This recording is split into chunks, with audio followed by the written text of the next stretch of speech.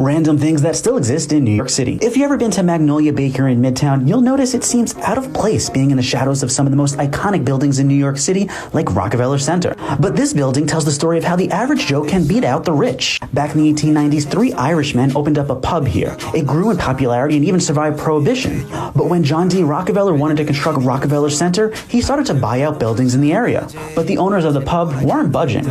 They told Rockefeller they would sell for $250 million. Now, for comparison, that was the initial estimate of what it would cost to build the entire 22 acres of Rockefeller Center.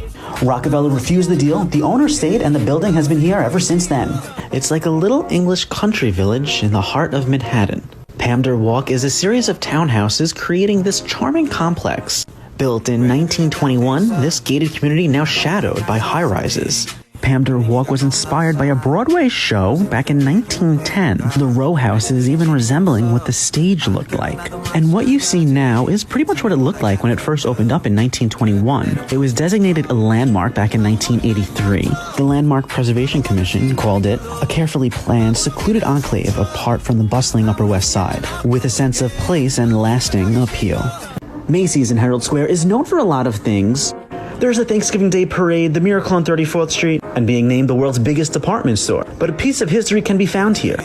These wooden elevators were the same ones they used when the store opened in the 1920s. The Otis Elevator Company installing these escalators, and obviously through time they have been updating meeting safety guidelines. But when the store underwent a multi-million-dollar renovation a few years ago, a lot of them were swapped out for metal escalators. Only around 20 of these escalators remain. 100 years ago, this was the site of a deadly explosion that killed more than 30 people and injuring hundreds of others. And remnants of that bombing can still be seen today just outside the old J.P. Morgan building. Now, it happened just around noon when businessmen and clerks went out for lunch. That's when a horse-drawn carriage holding 500 pounds of dynamite and heavy iron exploded. That caused pieces of metal flying throughout the air. And the man that drove the carriage disappeared in the crowd minutes before the bombing, and his identity still remains a mystery.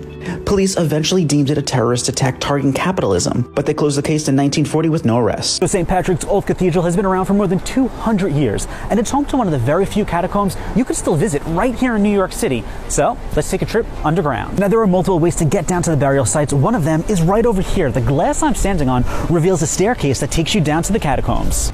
But for the candlelight tour, you enter through these doors, and you'll get a feel of what it was like to walk through here when it first opened up. And there's so much New York history behind these walls. The Delmonico family from the famous restaurant is buried here. So is Honest John Kelly. He succeeded Boss Tweed at Tammany Hall.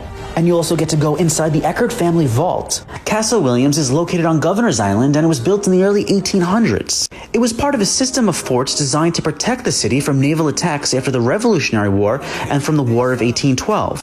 At that time, this circular fort had 100 cannons pointed at every direction.